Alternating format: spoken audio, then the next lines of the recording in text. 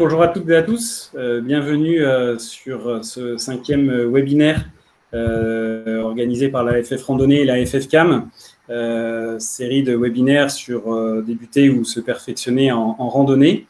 On se retrouve donc tous les mardis, tous les jeudis à 19 h sur les pages Facebook de la FF Randonnée et de la FF Cam pour parler rando. Alors bienvenue, moi je suis Jean-Emmanuel Tessier, je suis en charge de la communication à la FF Randonnée.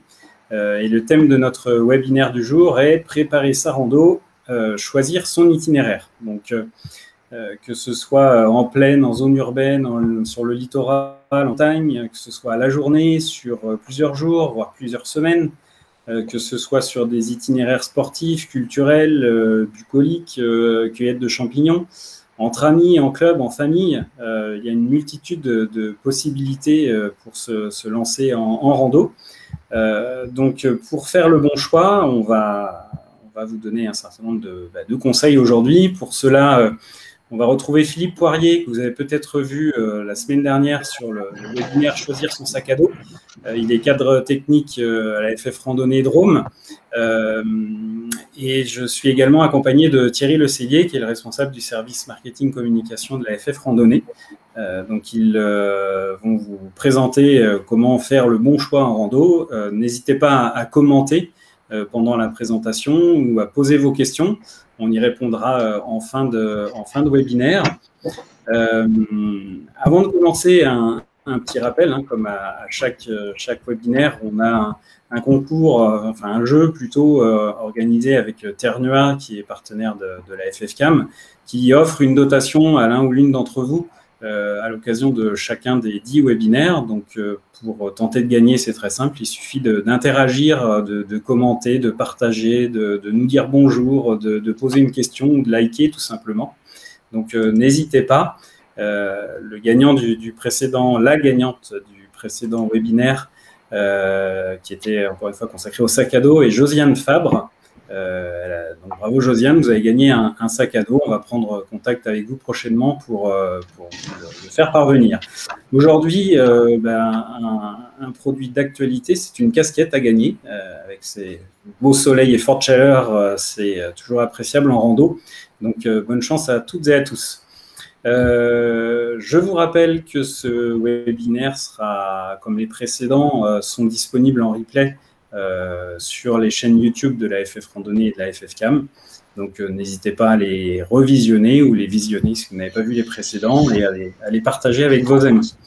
Voilà pour cette introduction. Je vais laisser à présent la parole à Philippe et je vous retrouverai un peu plus tard en fin de webinaire. Bonsoir à toutes et à toutes. Donc, bienvenue. Alors aujourd'hui, on va se concentrer sur la préparation d'une randonnée. Qu'est-ce que nous pouvons mettre en œuvre pour vraiment mettre toutes les chances de notre côté pour avoir une réussite sur cette préparation. Donc, une randonnée, ça ne se décide pas au hasard généralement. Il y a toujours une envie. Donc, une envie qui peut être motivée par une destination de vacances ou quelque chose qu'on aurait pu voir à la télé ou aux informations sur différents médias, forums. Donc, on a envie d'une destination et il faut la mettre à l'état de projet. Donc, une fois le lieu choisi, il faut construire ce projet. Aujourd'hui, de nombreux sites internet spécialisés ou des revues comme le site de la Fédération française de randonnée, le site Mongère, fournissent tout un tas de conseils et de méthodes pour préparer et organiser ces randonnées à la journée comme en itinérance sur plusieurs jours. Donc, vous trouverez toutes ces sources d'informations complètes et détaillées en vous rendant sur ces sites. Mais pour ce webinaire de ce soir, on vous a synthétisé un petit peu l'essentiel. Donc, vous voyez sur la diapo, donc toutes les conditions qu'il faut réunir, rien oublier pour réussir sa randonnée. Tout d'abord, c'est le choix de lieu de l'itinéraire. Donc, on a trouvé la destination. Maintenant, on va approfondir un petit peu en allant chercher sur des sites d'office de tourisme, encore une fois sur des sites internet. On a que l'embarras du choix des sources d'informations. on va détailler un tout petit peu plus cette destination sur un micro-territoire. Donc ça va être la phase du choix de l'itinéraire.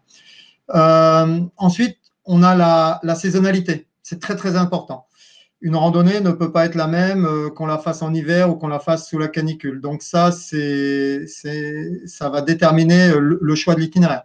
Par exemple, si je prends un exemple personnel, habitant le midi de la France, en été, on randonne plutôt le matin sur les versants à Lubac, c'est-à-dire à l'ombre plutôt que l'après-midi sur les adrets en plein soleil. Donc voilà. Et pourtant, les randonnées peuvent être d'un même niveau, mais voilà, ça va vraiment influer.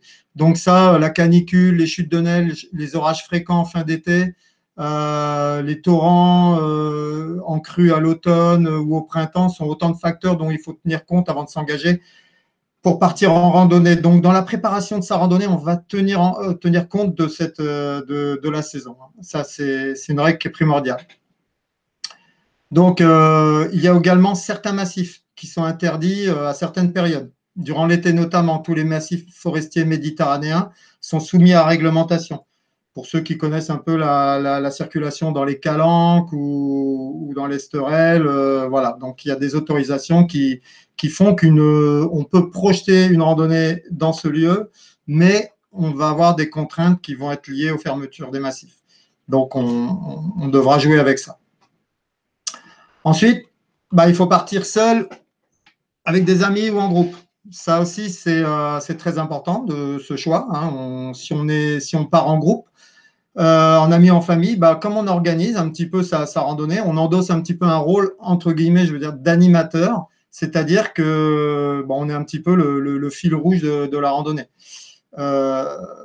Vous pourrez vous appuyer sur un peu tout le monde pour organiser cette randonnée, mais bon, vous devrez à minimum avoir des connaissances techniques pour pouvoir l'organiser et pour emmener des gens avec vous. Si vous partez seul, vous devez bien vous connaître d'abord, avant tout, votre niveau physique et maîtriser suffisamment l'ensemble des données techniques d'orientation, avoir des aptitudes physiques requises pour la randonnée que vous avez envisagée. Dans tous les cas, dans les deux cas, les notions de secourisme sont à connaître.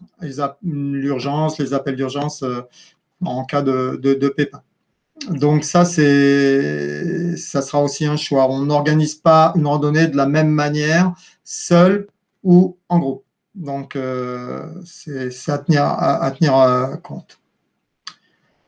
Alors, une fois qu'on a trouvé le lieu, déterminé plus ou moins le secteur, le micro-territoire où on va randonner, qu'on a bien regardé la saisonnalité, la période dans laquelle on va aller faire cette randonnée, et qu'on ait décidé de partir seul ou en groupe, on va analyser la technique de l'itinéraire. Alors là, c'est là que va rentrer en compte des notions un petit peu plus précises et détaillées du choix de l'itinéraire. Donc, pour créer l'itinéraire, on peut les choisir à partir de TopoGuide. On peut passer la deuxième diapo, notamment. Et de TopoGuide de la FF Randonnée ou toute autre rando-fiche qu'on peut trouver dans le commerce ou dans les offices de tourisme. On peut faire son propre itinéraire à partir de Cartigène, le tracer sur la carte et l'interpréter.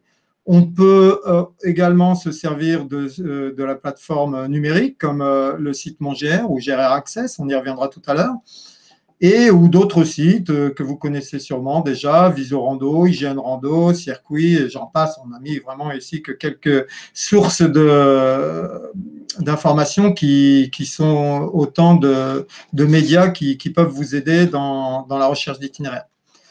Donc, vous l'avez compris, soit vous avez un itinéraire qui est tout fait, et vous téléchargez une trace, par exemple sur Internet, vous avez un détail, MonGR, Visorando, ou alors vous êtes sur du TopoGuide, vous êtes plus dans de la narration, un pas à pas qu'il faut lire, avec une carte à côté qui vous montre l'itinéraire à suivre. Ou alors encore, et là c'est la version un peu plus aventurière, on crée sa trace sur la carte IGN. Il va être important de planifier sa randonnée à partir de là.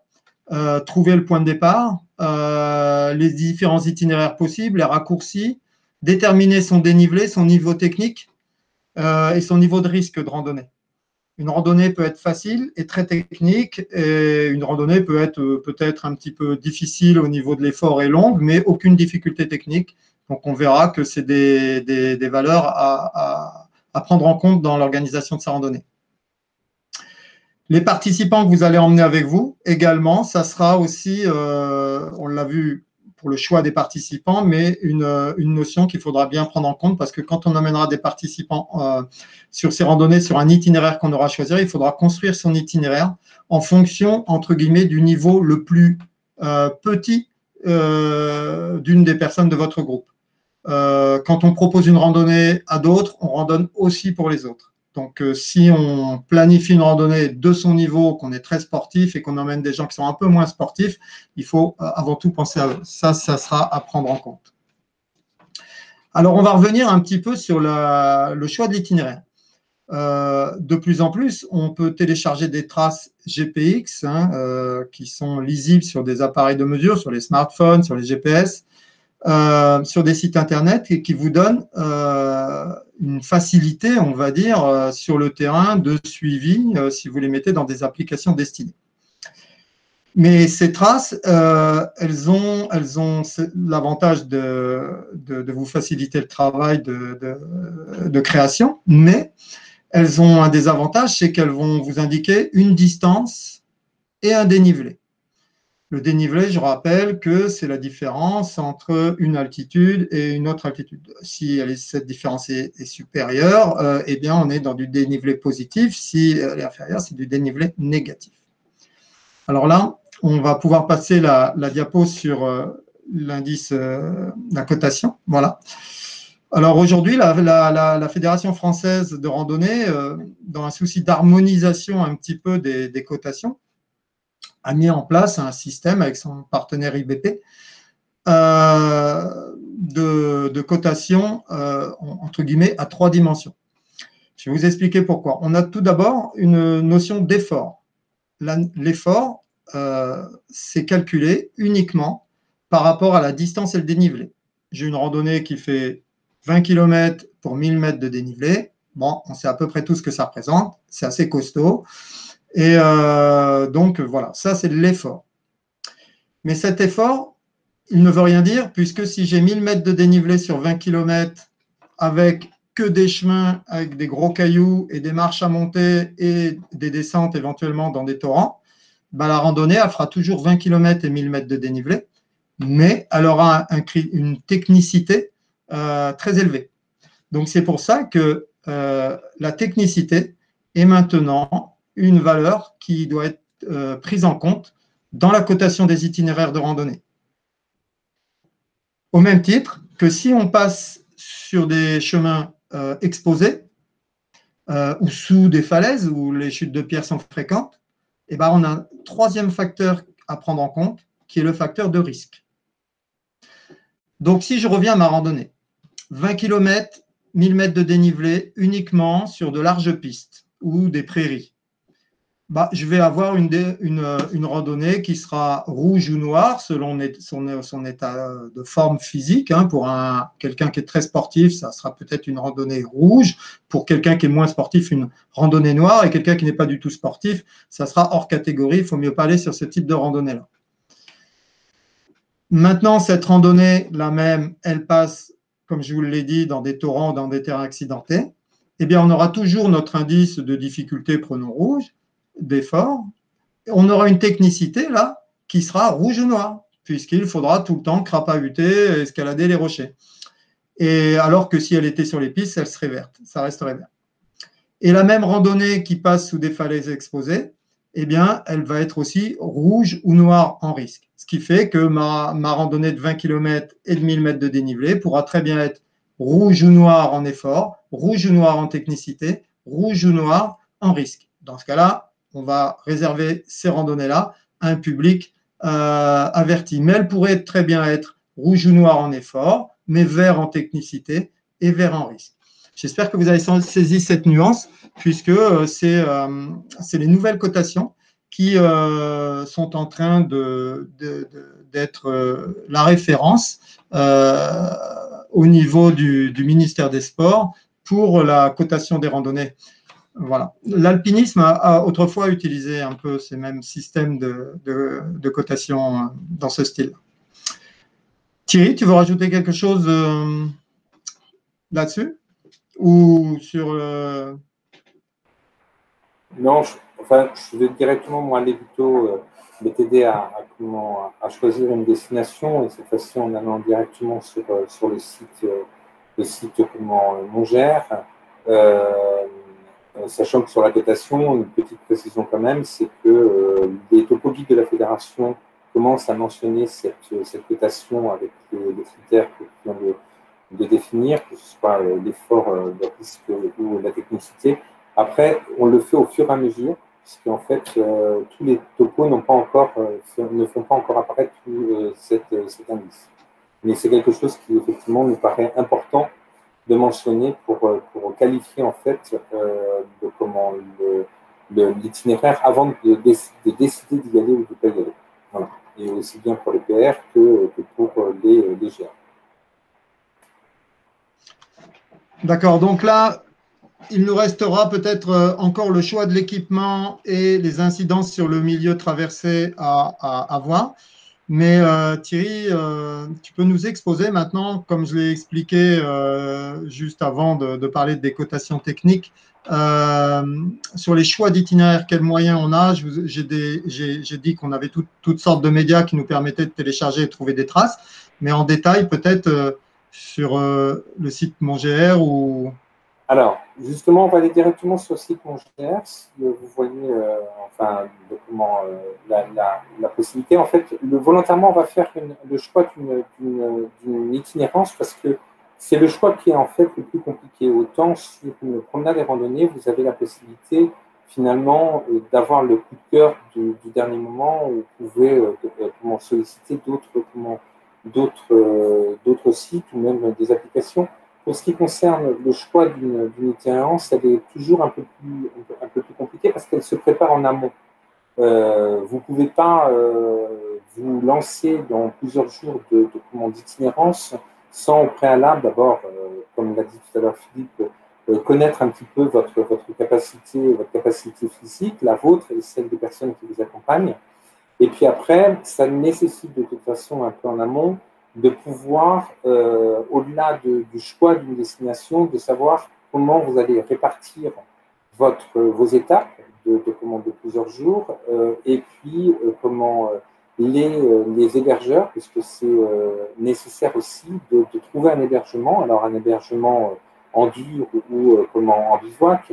Mais l'idée est que vous deviez préparer quand même un peu en avant les endroits où vous allez vous arrêter à chaque étape.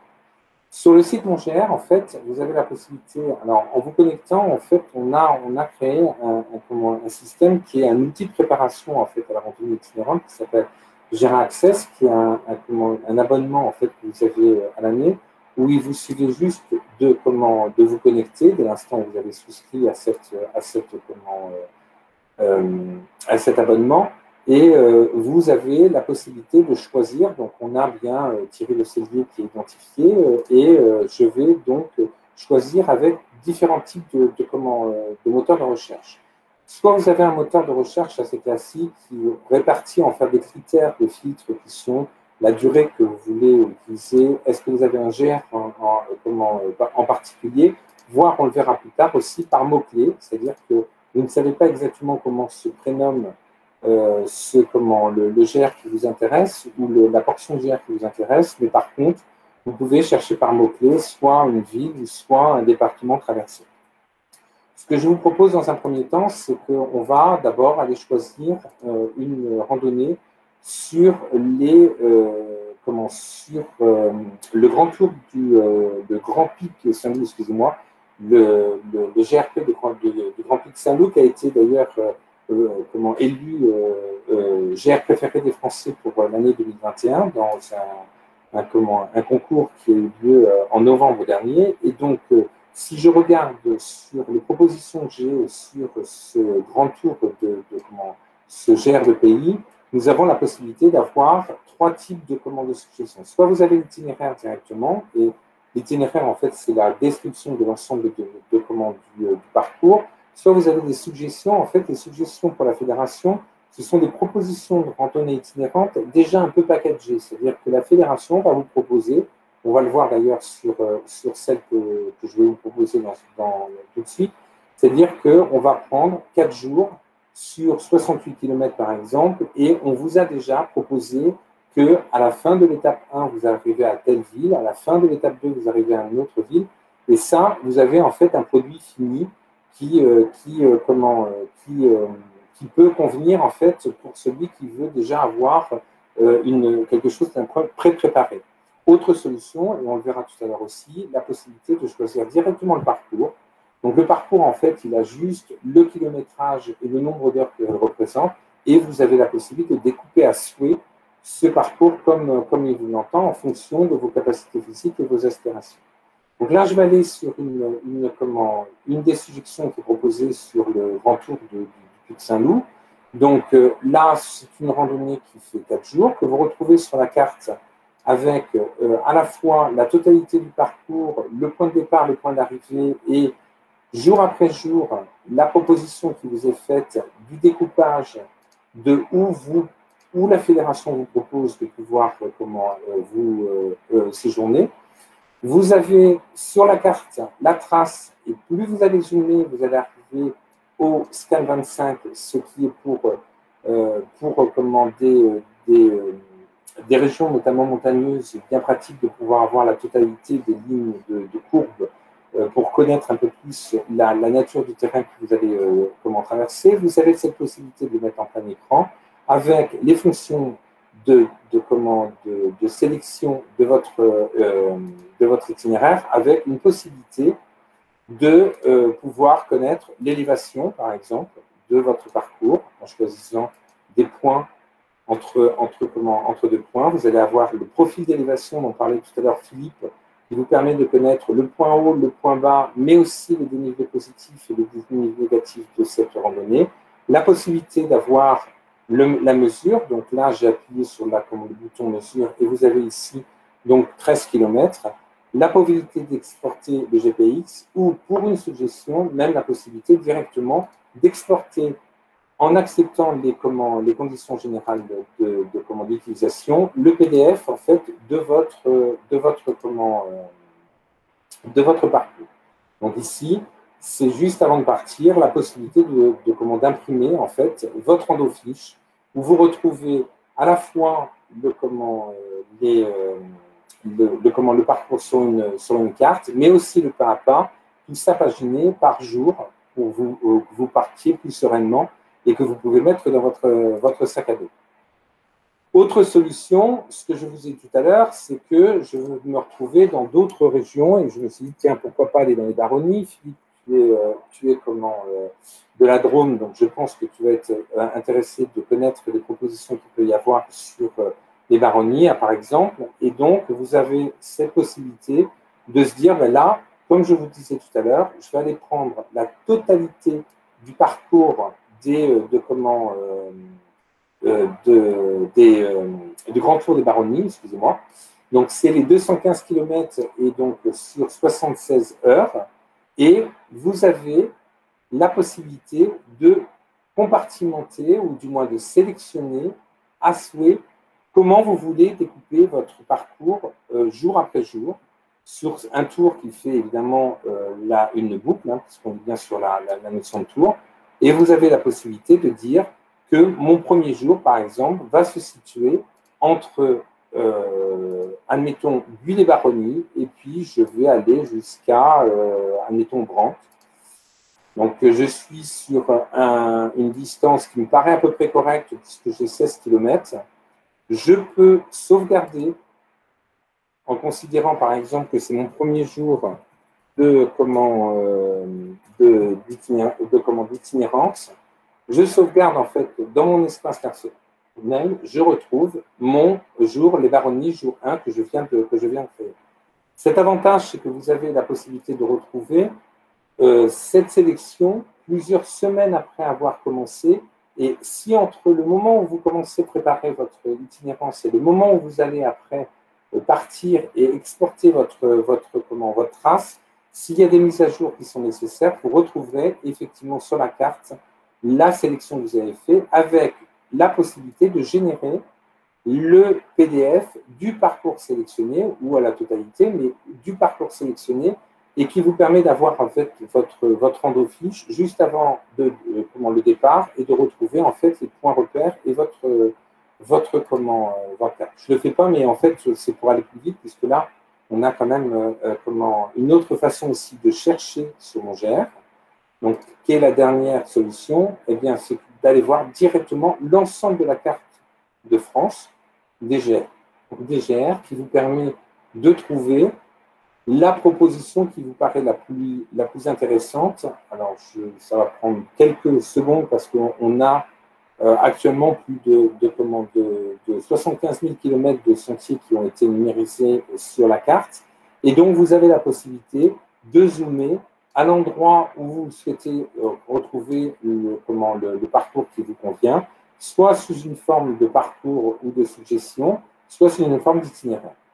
Donc, vous avez cette possibilité-là, par exemple, je vais me retrouver sur le GR34 avec une sélection qui est directement de la carte. Je clique directement sur la trace qui me paraît la plus intéressante et de pouvoir retravailler de la même façon que je l'ai fait tout de suite sur les baronnies, mais cette fois-ci sur le sentier du GR34.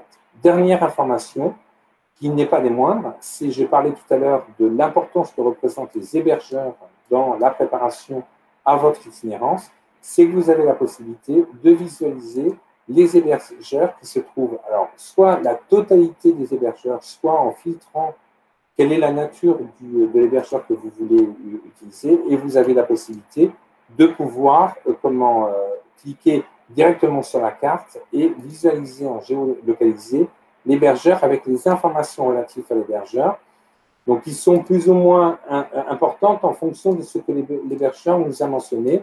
Donc, au minimum, le contact téléphonique, voire la capacité, voire l'adresse mail de l'hébergeur. Vous avez aussi une autre possibilité de choisir l'hébergeur, c'est d'en allant directement sélectionner en fonction des villes qui sont traversées, de sélectionner l'hébergeur que nous avons en fonction des catégories d'hébergeurs que vous avez. Voilà ce que je peux vous présenter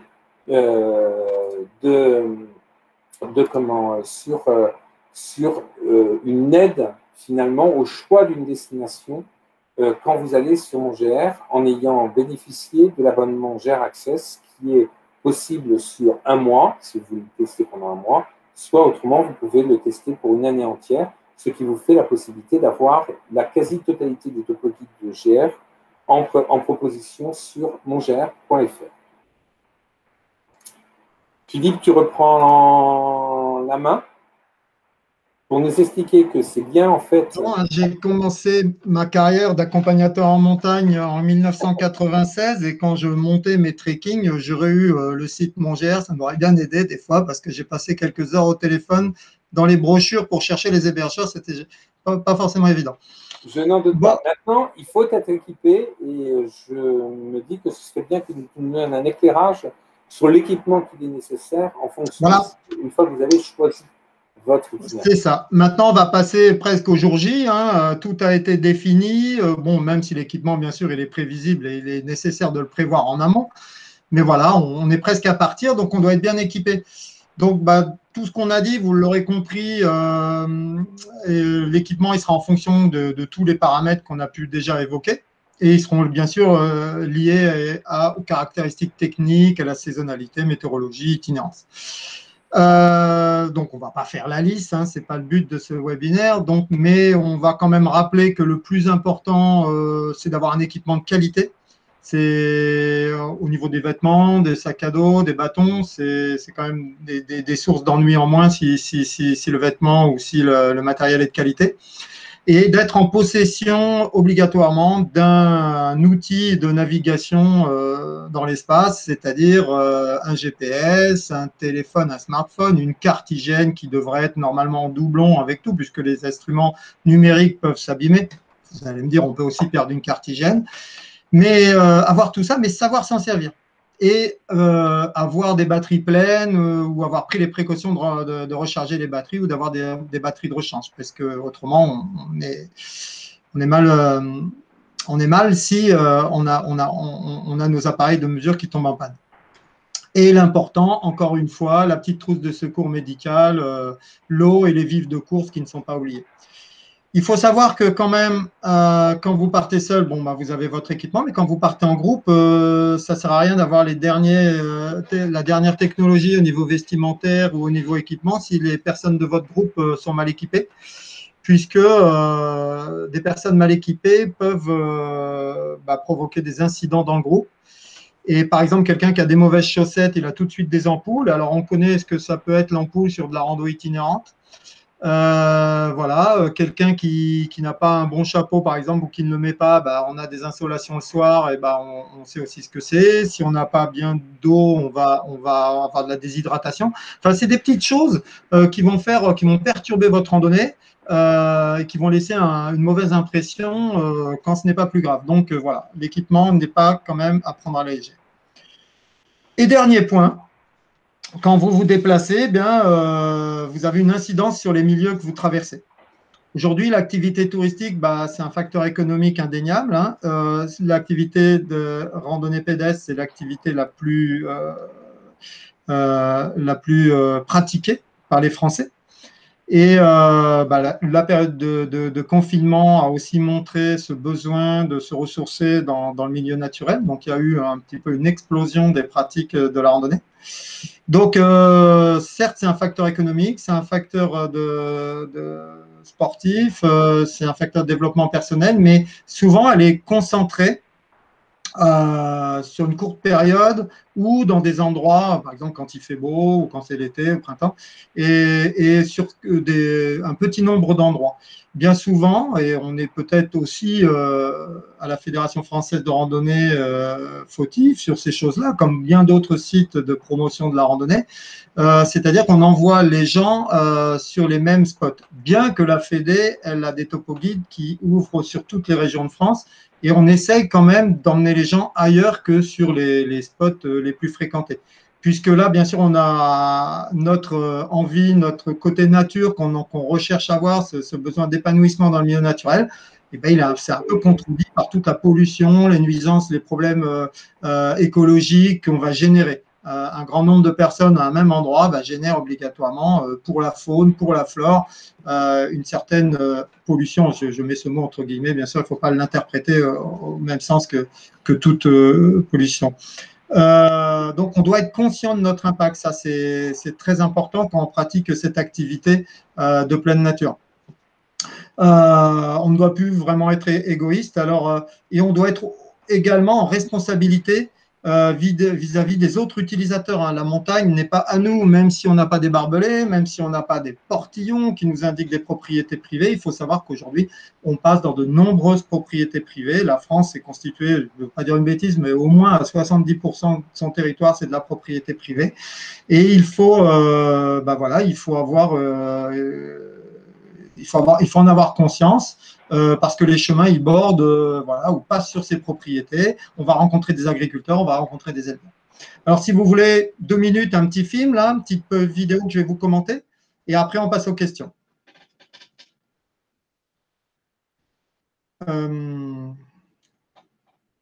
Donc, cette petite vidéo, c'est voilà, vous venez que est-ce qu'on a le droit de randonner partout avec ou sans balisage, hein. Donc, la question, elle est assez simple sur ce coup-là. Quand il y a un balisage, généralement, c'est que des itinéraires ont été étudiés par les différents comités directeurs de randonnée ou par des collectivités et que des conventions de passage ont été faites avec les propriétaires privés. Donc, on a plus facilement le droit de randonner. Sur un itinéraire balisé, c'est le cas de le dire. C'est le cas, c'est ce que je viens de dire en fin de compte. C'est cette recherche de conformité avec l'utilisation. Par contre, sur un itinéraire non balisé, c'est autre chose. Aujourd'hui, on peut emprunter des itinéraires non balisés, mais on n'a pas le droit de les baliser. Et s'il n'y a pas un panneau qui interdit le passage ou une barrière, eh bien, on peut passer. Vous trouverez tous ces itinéraires officiels, entre guillemets, on va les appeler officiels, sur tous les médias qu'on a déjà pu citer. Par contre, sur une trace que vous téléchargerez sur Internet, ça ne prouve que simplement que quelqu'un l'a pratiquée et l'a diffusée. Par contre, celle-ci, elle n'est pas obligatoirement officielle et elle peut passer sur une propriété privée. Alors, il faut faire très attention. Et voilà, et en cas de problème, sur un itinéraire balisé, on fait remonter ça sur ICAT, c'est une application, je vous encourage à aller taper sur ICAT sur Internet, et au créateur de l'itinéraire non balisé, donc au site Internet qui l'a diffusé en cas de conflit. Mais dans tous les cas, la concertation et, si vous voulez, la courtoisie et de rigueur dans tous les problèmes que vous allez rencontrer ou incidents que vous allez rencontrer, si vous en rencontrez, lors de votre randonnée. Voilà, donc je pense qu'on a brossé un petit peu les différents paramètres. Donc on peut revenir sur moi, les différents paramètres, vous y êtes peut-être déjà. On a brossé différents paramètres à prendre en compte pour organiser et préparer sa randonnée. Donc maintenant, je pense qu'on peut, vu l'heure qu'il est, passer aux questions. On serait très heureux d'y répondre tous ensemble. Y a-t-il des questions? Bien, me revoici. Oui, il y a des questions dans le fil de discussion. Des questions notamment à propos du GR Access. Une question sur la durée et le tarif d'abonnement. Et une seconde question après. D'accord. Alors, pour ce qui concerne la durée, vous avez deux formules. C'est soit la formule annuelle, soit la formule mensuelle. Et pour l'annuel, vous êtes à 25 € et 18 € d'ailleurs si vous êtes adhérent à la fédération. Et autrement, 12 € pour le mensuel et 10 € si vous êtes adhérent à la fédération. Ce que pour vous retrouverez en fait cette information aussi sur le site mongr.fr. Et vous aurez même aussi des tutoriels qui peuvent vous aider aussi dans la prise en main en fait de cet outil de préparation à la randonnée itinérante. Merci Thierry. Alors la seconde question sur le GR Access, c'est peut-on permuter d'un GR à un PR ou peut-on, j'imagine, cumuler les PR et les GR pour préparer un itinéraire personnalisé? Alors pour l'instant non. On a des propositions de PR, c'est-à-dire que ce qu'on a fait comme je crois, c'est dernièrement au mois de mars et au moment du confinement, on s'est dit que c'est pas parce que vous êtes itinérant que vous n'avez pas aussi besoin d'avoir des suggestions de rando comme en petite randonnée, et notamment quand il était la possibilité pour vous de quitter votre domicile. Donc on a mis plus de 1000 PR sur le site avec de mots-clés rando près de chez moi. Pour ce qui concerne la construction par contre d'un itinéraire, c'est ou vous êtes sur un PR ou vous êtes sur un GR pour l'instant. Et vous ne pouvez pas faire la composition des deux pour construire votre propre itinérance. Et ça ne saurait tarder. Mais ça ne saurait tarder. Une question peut-être plus pour Philippe. Alors qu'il y a un commentaire de Jean-François qui nous indique que la cotation, en effet, est un bon outil pour bien choisir une rando adaptée à son niveau, notamment son niveau physique. Une question peut-être plus pour Philippe. On nous demande si le 114 marche aussi en appel d'urgence. Peut-être une question plus globale sur les numéros d'urgence à contacter si besoin. Donc, les numéros d'urgence, moi, j'en ai qu'un à conseiller, c'est le 112. Le 114, il faut savoir que ça peut marcher, mais c'est un numéro qui est réservé pour les personnes sourdes et malentendantes. Le 114, c'est le 112 de… c'est un peu le 112, mais pour les personnes sourdes et malentendantes. Donc, privilégiez le 112. Tout est centralisé de toute façon que vous faites le 18, mais faites le 112, ça sera aussi bien. Ça sera relocalisé sur les secours locaux qui après se mettront en contact et toute la machinisme est en route derrière pour vous apporter des secours. Si, Philippe, on a une question aussi de Natiper qui nous demande ce qu'on pense des applis pour portable type hygiène rando pour prévoir ses parcours et se repérer en randonnée. Bah, on n'a rien à en penser, on a juste à constater que de toute façon, dans 5 ans, cette question ne se posera même plus, puisque ça sera presque ce qui restera, hein, puisque c'est de plus en plus fiable. Les outils aussi, l'appareillage est de plus en plus fiable. Maintenant, on a des téléphones qui sont extrêmement solides avec des batteries qui durent des jours et des jours. Donc, tout ça, c'est en train de se moderniser. L'hygiène rando, bah, c'est une appli, c'est un logiciel sur son ordinateur, c'est couplé avec Iphigénie, mais bon, il y a aussi l'appli hygiène rando, tout ça, c'est un petit peu derrière l'hygiène. C'est très bien, moi je l'utilise aussi. Je l'utilise surtout pour concevoir des parcours, puisque vous savez, il y a pas mal de traces qui sont numérisées et quand on veut sortir un petit peu des fois des sentiers battus, ben, on peut aller chercher des petits itinéraires et ça permet de faire son profil de randonnée, donc sa distance, son dénivelé et avoir très rapidement l'information de la difficulté de sa randonnée. En tout cas, rappelez-vous, difficulté d'indice d'effort, puisque bien sûr, pour la technique et pour le risque, il faut être sur place pour s'en rendre compte. Et en sachant aussi que sur Hygiène Rando, la fédération a publié aussi des PR. Hein, il y a plus de 700 PR qui sont publiés sur Hygiène Rando. Et beaucoup des contributeurs que vous avez sur Hygiène Rando sont des contributeurs de collectivités locales, ce qui donne quand même une crédibilité quand même par rapport à ce que disait Philippe tout à l'heure, et notamment sur les autorisations de commandes de passage, ça donne quand même une crédibilité sur les parcours ou les itinéraires qui sont proposés sur les Hygiène Rando.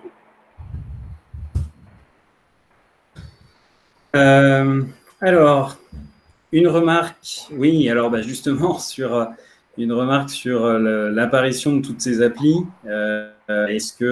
Comment on faisait avant? On se perdait? Alors, je vais juste répondre par rapport au fait, par rapport aux applications, en fait, je pense que c'est quand même dans l'air du temps et qu'il est difficile maintenant d'imaginer que là où vous utilisez votre voiture avec un GPS, on ne l'utilise plus maintenant pour la outdoor. Donc, tous les sports se sont mis en fait à des applications, que ce soit pour le running, que ce soit pour le… Donc, ce sera certainement un produit qui est complémentaire en fait de ce que vous pourrez avoir avec le papier. L'application pouvant évidemment, même si elle est utilisée quelquefois en offline, pouvoir ne plus avoir un accès parce que vous avez plus de batterie, parce que vous êtes en offline. Il n'empêche quand même que c'est un produit qui est maintenant couramment utilisé pour la randonnée en outdoor. Oui, puis moi je rajouterais juste sur cette question que voilà, chacun est libre d'utiliser ou pas, mais vu qu'il y a une démocratisation de la randonnée de pédestre, autrefois c'était un petit peu des experts qui allaient, maintenant il y a de plus en plus de gens qui ne sont pas forcément experts ou qui n'ont pas le temps dans leur vie de travail vraiment de se coller sur cette discipline et qui ont envie d'avoir de la facilité.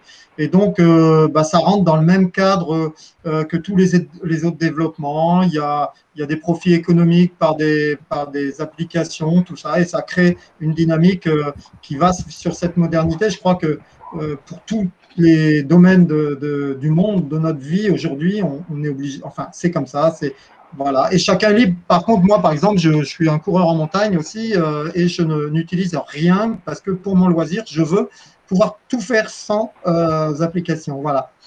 Et professionnellement, je l'utilise par contre. Voilà. Donc, une autre question là.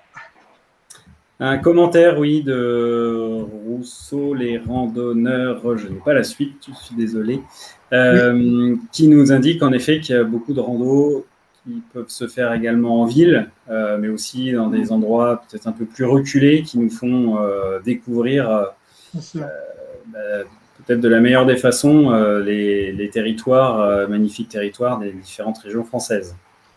Oui. On a une collection de rando citadine à la fédération. Après, maintenant, c'est quelque chose qu'on développe. On a aussi de plus en plus l'envie de développer la marche en ville, puisque ça fait partie aussi bien par des animations de nos clubs, mais aussi dans notre produit. Saumon-Gers aussi, vous avez des propositions de PR ou de commandes de GR. Il faut savoir par exemple qu'une ville comme Paris est traversée aussi par un GR qui vous permet là pour le coup de l'emprunter, ou même pour la région parisienne, d'emprunter le métro ou d'emprunter le RER pour pouvoir faire une partie d'itinérance sur des morceaux. La ville devient maintenant un terrain de jeu aussi pour les randonneurs. Allez, on va prendre peut-être une dernière question, une dernière question toujours sur le sujet du numérique. On voit bien que c'est un sujet qui intéresse beaucoup de monde. Philippe qui nous demande si les applications nous dispensent-elles des cartes papier ou si au contraire elles se complètent. Alors, un Philippe, un autre Philippe. Alors certains, moi je vais vous dire tout simplement, certains vous diront que oui, effectivement, ça dispense du papier et ils auraient raison puisque c'est des personnes qui vont, parce qu'ils maîtrisent ces logiciels et à travers ces logiciels, ils maîtrisent la cartographie parce que pour utiliser ces logiciels, il faut quand même maîtriser, interpréter ce que les logiciels nous disent, donc avoir une certaine maîtrise de la cartographie. Et il ne leur arrive rien de fâcheux et il ne leur arrivera sûrement rien de fâcheux. Donc, on peut répondre.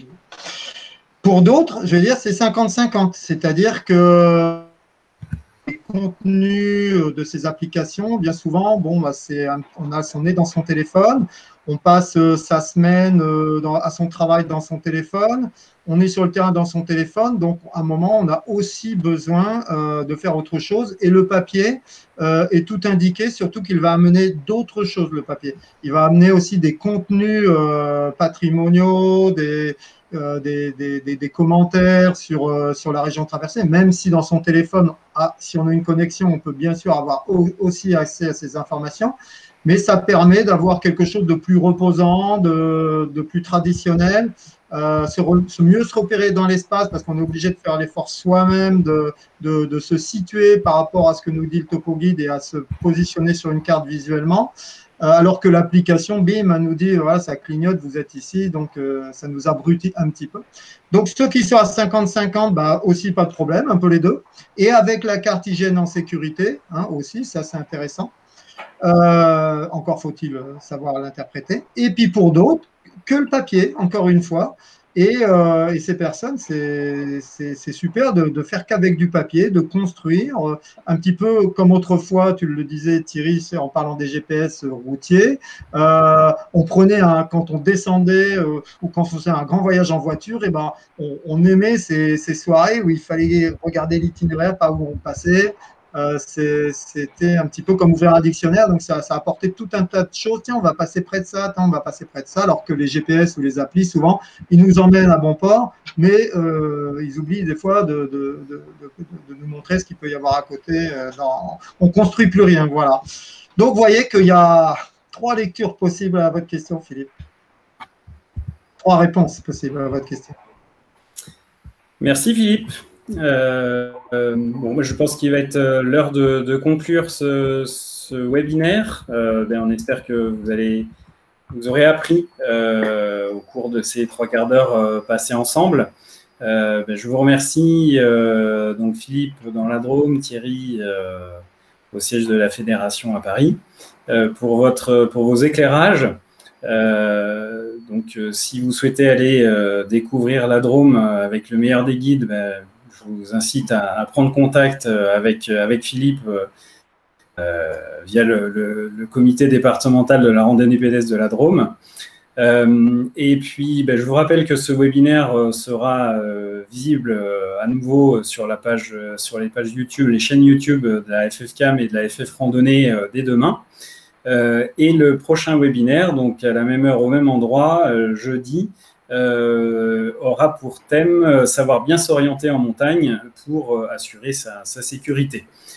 Donc toujours dans cette optique de préparer sereinement vos randos pour vos prochains séjours, vos prochaines itinérances en montagne. Eh bien, je vous remercie une nouvelle fois. Merci pour votre participation et vos questions. Et nous vous donnons rendez-vous donc jeudi prochain à 19 h sur les pages Facebook de la FF Randonnée et de la FFCAM. Bonne soirée. Merci beaucoup. Au revoir.